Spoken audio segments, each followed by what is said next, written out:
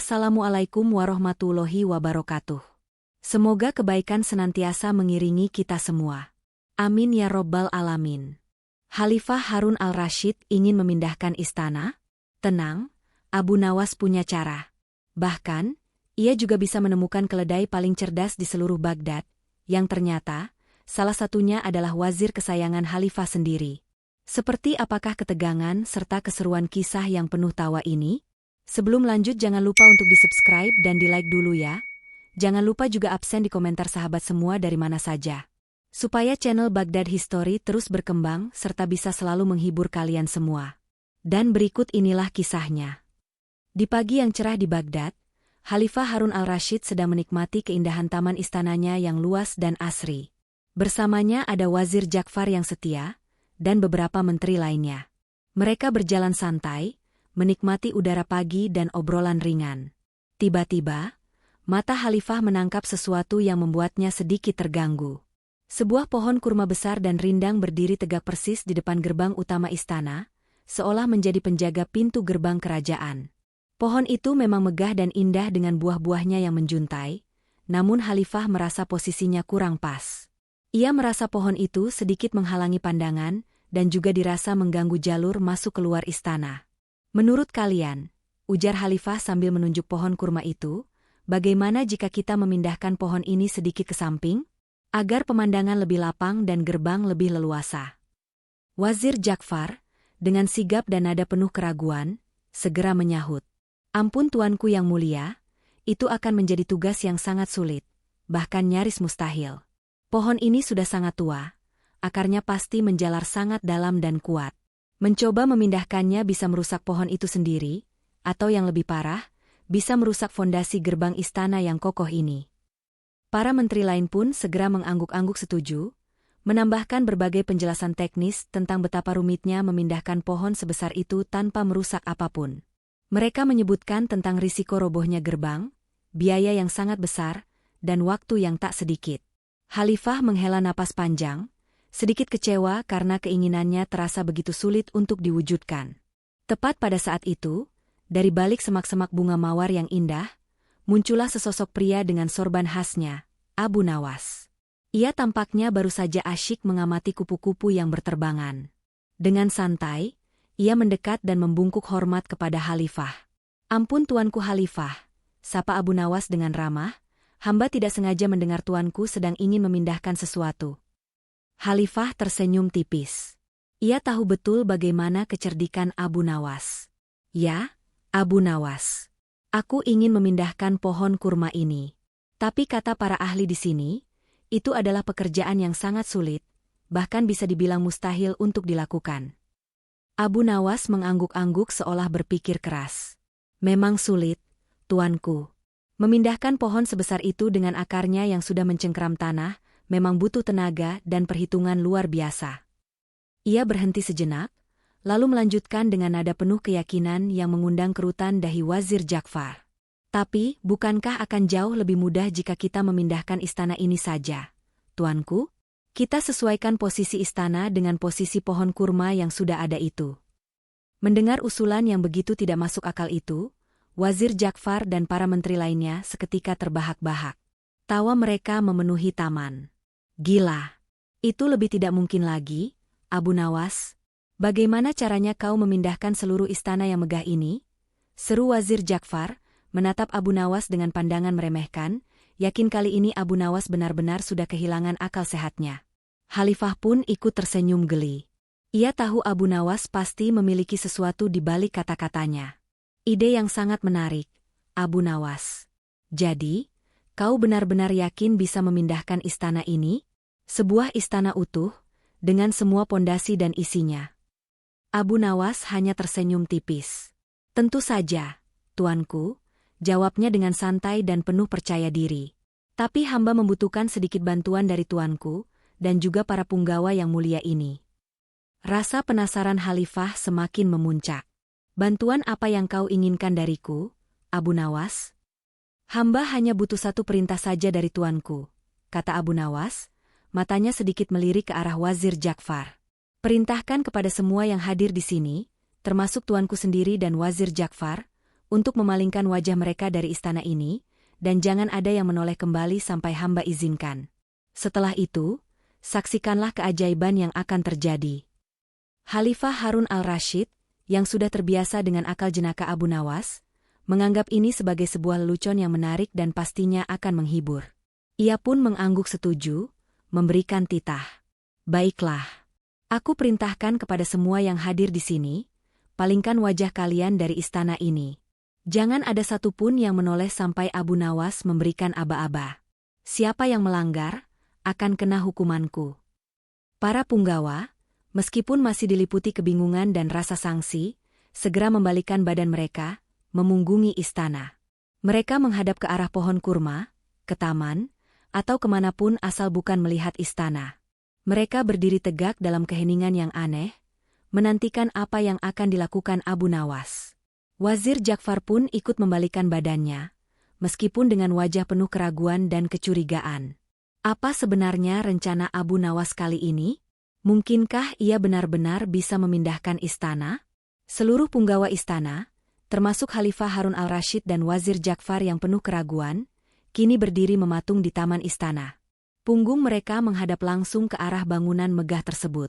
Mata mereka tertuju ke segala arah kecuali istana. Ada yang memandang pohon-pohon di taman, ada yang menatap kolam ikan, bahkan ada yang menatap langit biru di atas mereka. Suasana menjadi begitu hening, hanya suara desiran angin lembut yang sesekali melewati dedaunan dan kicauan burung yang terdengar samar-samar. Rasa penasaran bercampur kebingungan memenuhi benak setiap orang. Bagaimana mungkin Abu Nawas akan memindahkan istana hanya dengan perintah membalikkan badan? Waktu terus berjalan. 1 menit terasa seperti 10 menit. 2 menit terasa seperti berjam-jam. Beberapa punggawa mulai merasa tidak nyaman. Kaki mereka pegal, dan matahari pagi mulai terasa menghangatkan tengkuk mereka. Namun, tidak ada yang berani menoleh. Perintah Khalifah adalah mutlak, dan semua tahu konsekuensinya jika melanggar. Wazir Ja'far, yang sejak awal sudah menduga Abu Nawas hanya akan melancarkan tipuan, kini mulai kehilangan kesabaran. Ia mencoba menahan diri, tetapi rasa jengkelnya semakin memuncak. Ia membayangkan bagaimana ia akan menertawakan Abu Nawas nanti, saat terbukti tidak ada satu batu pun dari istana yang bergeser. Apa yang kau tunggu, Abu Nawas? Suara Wazir Ja'far akhirnya memecah keheningan, terdengar sedikit kesal. Cepat lakukan apa yang akan kau lakukan. Ini sudah terlalu lama. Apakah kau sedang menggali fondasi istana dari jauh? Atau kau sedang memanggil jin pembawa istana? Sindirnya dengan nada meremehkan. Abu Nawas, yang berdiri di tengah-tengah kerumunan yang membelakanginya, hanya tersenyum tipis. Ia melirik sekilas ke arah Wazir Ja'far yang memunggungi istana. Sabar, Tuanku Wazir, jawab Abu Nawas dengan tenang, tanpa sedikit pun terganggu oleh sindiran itu. Memindahkan istana adalah pekerjaan besar. Ia butuh waktu. Apalagi ini bukan sembarang istana, ini adalah istana Khalifah yang agung. Butuh konsentrasi penuh, agar tidak ada satupun ornamen yang rusak. Ia kemudian mengambil beberapa langkah ke samping, seolah sedang memeriksa sesuatu yang tidak terlihat. Abu Nawas bahkan sesekali menghela napas panjang dan tampak seperti sedang mengerahkan tenaga dalam yang sangat besar, membuat gestur tangan seolah sedang mengangkat beban berat. Tingkah lakunya membuat beberapa punggawa yang membelakanginya saling berbisik, mencoba menebak apa yang sebenarnya dilakukan Abu Nawas di belakang mereka. Apakah ia benar-benar memiliki kekuatan gaib? 5 menit berlalu lagi. 10 menit. 20 menit. Rasa penasaran di antara para punggawa semakin memuncak. Mereka mulai gelisah, menggeser-geserkan kaki, dan sesekali menggaruk kepala. Khalifah Harun al-Rasyid sendiri, meskipun mencoba mempertahankan ekspresi serius, tak dapat menyembunyikan senyum geli di sudut bibirnya. Ia tahu Abu Nawas pasti sedang menyiapkan sesuatu yang jenaka. Tepat ketika Wazir Ja'far hendak kembali protes, tak tahan lagi dengan keheningan dan keanehan situasi, Abu Nawas tiba-tiba berteriak lantang dengan suara yang menggema di seluruh taman. Sudah selesai. Tuanku Khalifah dan semua yang mulia, istana sudah berhasil hamba pindahkan. Silakan tuanku semua menoleh sekarang. Mendengar aba-aba itu, dengan cepat dan serempak, Khalifah, Wazir Ja'far, dan semua punggawa segera membalikkan badan mereka. Mata mereka langsung tertuju ke arah istana, penuh antisipasi akan pemandangan yang berubah. Namun, mereka terkejut dan bingung. Istana itu masih berdiri kokoh di tempat yang sama persis. Tidak ada satupun batu yang bergeser. Pintu gerbang utama masih di sana, pohon kurma masih menjulang tinggi di depannya. Semuanya tampak persis seperti sebelumnya. Tidak ada perubahan sama sekali. Wajah Wazir Ja'far seketika memerah padam. Ia merasa dipermainkan. Kali ini, ia yakin Abu Nawas telah gagal dan menipu mereka. Ia pun maju beberapa langkah, menunjuk ke arah istana dengan jari gemetar. Abu Nawas, kau menipu kami, teriak Wazir Ja'far dengan suara bergetar karena marah. Istana ini tidak bergerak sedikitpun. Kau bilang kau sudah memindahkannya. Kau telah mempermainkan Khalifah dan kami semua. Abu Nawas, yang kini berdiri dengan senyum lebar dan mata berbinar, hanya menatap Wazir Ja'far dengan santai. Apakah ini akhir dari kecerdikan Abu Nawas? Atau ia masih memiliki satu lagi trik yang tak terduga? Kemarahan Wazir Ja'far menggelegar di seluruh taman istana. Wajahnya merah padam, jari telunjuknya menunjuk-nunjuk ke arah istana yang masih berdiri kokoh, tak bergeming sedikitpun dari tempatnya. Abu Nawas, kau menipu kami, teriak Wazir Ja'far, suaranya bergetar menahan amarah dan rasa dipermalukan. Istana ini tidak bergerak satu jengkal pun. Kau bilang kau sudah memindahkannya. Kau telah mempermainkan Khalifah dan semua punggawa yang mulia ini. Para menteri lain pun mulai ikut menyuarakan kekecewaan mereka. Benar? Tidak ada yang berubah. Aku sudah tahu ia tidak akan bisa. Kali ini ia pasti akan dihukum. Bisik-bisik kekalahan mulai terdengar di antara kerumunan. Khalifah Harun al-Rashid, meskipun juga melihat istana masih di tempatnya, tidak langsung marah. Ia mengenal betul Abu Nawas, dan tahu bahwa penyair itu selalu memiliki kejutan di balik setiap ucapannya yang nyeleneh. Ia menatap Abu Nawas, menunggu penjelasannya. Abu Nawas, yang kini berdiri dengan senyum lebar dan mata berbinar penuh kemenangan, hanya menatap Wazir Ja'far dengan santai. Ia melipat kedua tangannya di dada, seolah menikmati momen ketegangan ini. Ampun Tuanku Wazir yang mulia, jawab Abu Nawas dengan nada tenang, namun penuh keyakinan. Tidakkah Tuanku ingat perintah Khalifah tadi? Tuanku dan semua yang hadir diperintahkan untuk memalingkan wajah dari istana, dan tidak menoleh kembali sampai hamba izinkan. Ia kemudian melanjutkan, melangkah sedikit ke depan dan menatap satu persatu wajah para punggawa. Sekarang, coba Tuanku renungkan. Beberapa saat yang lalu, saat Khalifah mengeluarkan perintah, Tuanku semua membalikan badan, bukan? Tuanku tidak lagi melihat istana ini. Artinya, dari sudut pandang mata Tuanku, istana ini sudah hilang dari penglihatan. Abu Nawas berhenti sejenak, memberikan jeda agar perkataannya meresap. Dan sekarang, lanjutnya, menunjuk ke arah istana dengan gerakan anggun, setelah hamba memberikan aba-aba, Tuanku semua menoleh kembali. Dan apa yang Tuanku lihat? Tuanku melihat istana ini kembali, namun dari posisi pandang yang berbeda dari sebelumnya. Tadinya Tuanku melihatnya dari arah depan, lalu Tuanku memalingkan wajah, dan kini Tuanku menoleh kembali dan melihatnya dari arah yang lain, meskipun jaraknya sama. Bukankah itu berarti, dari sudut pandang mata Tuanku sekalian, istana ini sudah berpindah posisi? Setidaknya, ia berpindah posisi dari apa yang terakhir kali Tuanku lihat. Mendengar penjelasan itu, seluruh aula istana terdiam. Khalifah Harun al-Rashid, yang tadinya menahan tawa, kini tidak bisa lagi membendungnya. Ia tertawa terbahak-bahak, tawanya yang lepas dan gembira menggema di seluruh taman, jauh lebih keras dari tawa Wazir Ja'far sebelumnya. Ia mengerti maksud Abu Nawas. Istana itu memang tidak bergerak secara fisik, tetapi posisi pandang merekalah yang berubah, sehingga secara persepsi, istana itu berpindah dari sudut pandang mereka. Demi Allah, Abu Nawas, kau memang tak ada duanya. Puji Khalifah, sambil menggelengkan kepalanya dan menyeka air mata yang keluar karena terlalu banyak tertawa. Kau selalu punya cara untuk memutarbalikkan logika kami semua. Kau berhasil memindahkan istana, setidaknya di mata kami yang berputar arah ini. Aku mengaku kalah. Para punggawa yang tadinya bingung dan marah, kini mulai mengerti. Senyum-senyum geli dan tawa kecil pun mulai menyebar di antara mereka. Wazir Ja'far, dengan wajah yang masih merah padam, hanya bisa terdiam dan menunduk. Ia tidak bisa lagi menyangkal penjelasan Abu Nawas yang cerdik dan tak terbantahkan itu. Untuk kesekian kalinya, ia dikalahkan oleh akal bulus sang penyair. Khalifah pun, dengan hati gembira, memerintahkan agar Abu Nawas diberi hadiah yang sangat berharga atas hiburan dan kecerdasannya yang selalu berhasil membuatnya takjub. Sejak hari itu, kisah tentang Abu Nawas yang memindahkan istana menjadi cerita populer di Baghdad, menambah panjang daftar kejenakaan sang penyair cerdik itu. Wazir Ja'far pun tak lagi berani terang-terangan menantang Abu Nawas, karena ia tahu, akal sang penyair selalu satu langkah di depannya.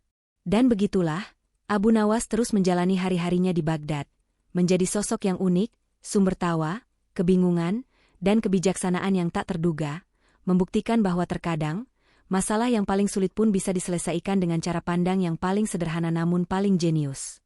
Kemenangan Abu Nawas dalam memindahkan istana menjadi bahan tawa dan kekaguman di seluruh Baghdad. Khalifah Harun al-Rashid sendiri tak henti-hentinya menggelengkan kepala setiap kali teringat akal bulus Abu Nawas. Wazir Ja'far, di sisi lain, memilih untuk tidak terlalu menunjukkan kekesalannya di depan umum, namun diam-diam ia menyimpan dendam dan kekaguman yang bercampur aduk. Beberapa hari kemudian, Khalifah sedang duduk sendirian di taman istana, ditemani secangkir teh mint hangat. Pikirannya melayang pada kecerdikan Abu Nawas. Ia tersenyum. Ada rasa penasaran yang menggelitiknya. Sejauh mana lagi batas kecerdasan penyair itu? Abu Nawas, panggil Khalifah tiba-tiba, saat ia melihat Abu Nawas sedang melewati taman. Mendekatlah kemari. Abu Nawas segera membungkuk hormat. Ampun tuanku Khalifah, ada gerangan apa hamba dipanggil? Khalifah tersenyum tipis. Aku punya sebuah teka-teki baru untukmu, Abu Nawas. Kali ini, bukan tentang memindahkan benda, tapi tentang sesuatu yang tak terlihat, tak berwujud, namun menjadi penentu segalanya. Abu Nawas menajamkan telinganya. Hamba siap mendengarkan, tuanku. Aku ingin kau membawakan kepadaku 5 ekor keledai yang cerdas, kata Khalifah dengan nada serius. Tapi, ada syaratnya. Kelima keledai itu harus benar-benar cerdas, bukan hanya sekadar pintar berjalan atau makan. Mereka harus menunjukkan tanda-tanda kecerdasan yang luar biasa. Abu Nawas mengernyitkan dahi. Memilih keledai saja sudah cukup sulit. Apalagi harus yang cerdas?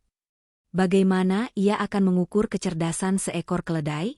Ini bukan seperti melukis suara atau menangkap angin yang bisa disiasati dengan logika terbalik. Ampun tuanku, ujar Abu Nawas, bagaimana hamba bisa menilai kecerdasan seekor keledai?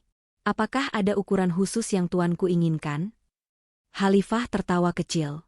Itulah bagian dari tantangannya, Abu Nawas. Kau harus menemukan caranya sendiri. Aku memberimu waktu 2 hari.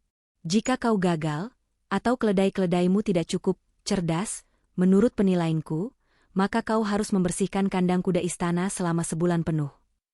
Abu Nawas menelan ludah. Membersihkan kandang kuda istana selama sebulan adalah hukuman yang sangat berat baginya yang selalu hidup dengan akalnya. Kali ini, Khalifah benar-benar serius. Pulanglah Abu Nawas dengan kepala pusing. 5 keledai cerdas? Bagaimana mungkin? Gumamnya berulang kali. Istrinya melihat kekhawatirannya. Ada apa lagi, suamiku? Tanya sang istri. Abu Nawas menceritakan permintaan Khalifah. Istrinya ikut bingung. Bagaimana mungkin kau menemukan keledai cerdas? Bukankah keledai itu terkenal bodoh? Abu Nawas mondar-mandir di ruang tamu. Justru disitulah masalahnya. Khalifah tidak memberikan kriteria spesifik. Aku harus mencari cara untuk membuktikan kecerdasan mereka. Ia memejamkan mata, membiarkan pikirannya berkelana. Memilih keledai yang berbeda dari yang lain, yang memiliki sesuatu yang istimewa. Tapi apa? Dan bagaimana cara ia akan menyajikan bukti kecerdasan itu di hadapan Khalifah dan para punggawa yang skeptis? 2 hari yang diberikan Khalifah terasa begitu singkat bagi Abu Nawas. Ia sudah menjelajahi pasar hewan di Baghdad, menanyai para pedagang, dan mengamati puluhan keledai. Namun, tidak ada satupun yang tampak cerdas, dalam arti yang diminta Khalifah. Semua keledai yang ia temui hanya tampak, keledai. Bodoh dan keras kepala. Ia bahkan mulai putus asa, membayangkan dirinya menghabiskan sebulan penuh membersihkan kandang kuda istana yang bau.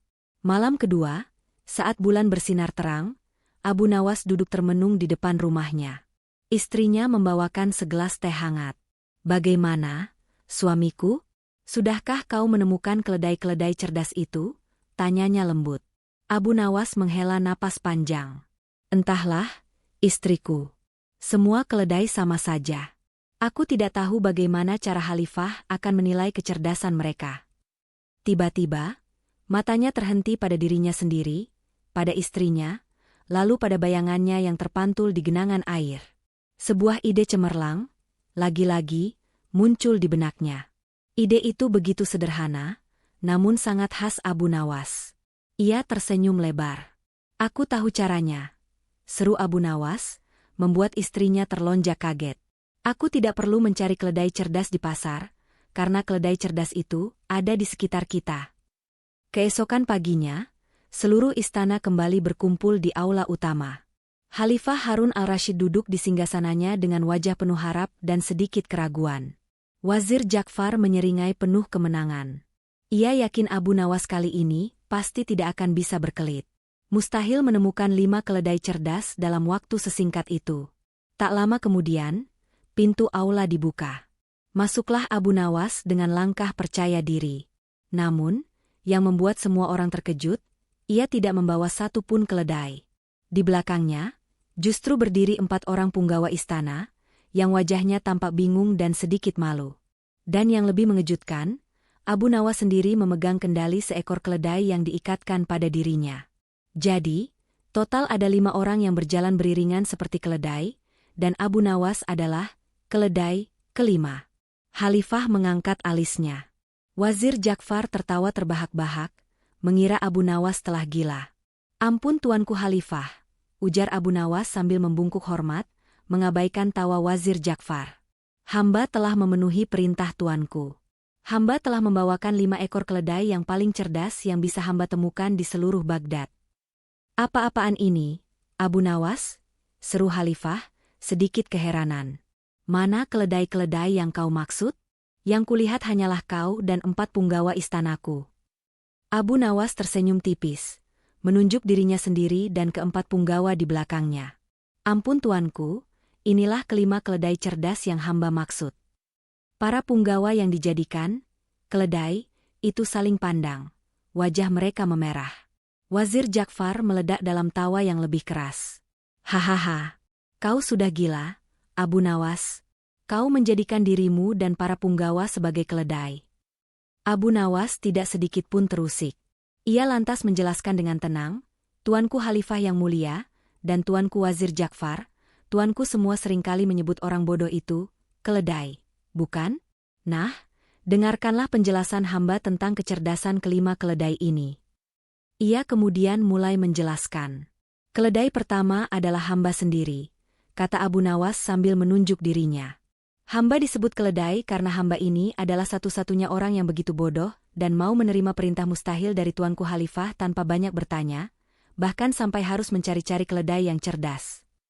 Para punggawa mulai terkesiap, beberapa menahan senyum. Khalifah mulai menatap Abu Nawas dengan tatapan ingin tahu.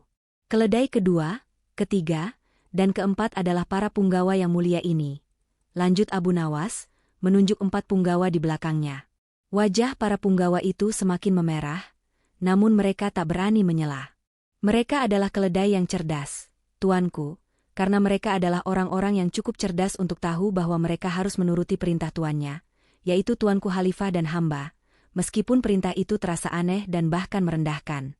Mereka tidak protes, mereka tidak banyak bertanya, mereka hanya patuh.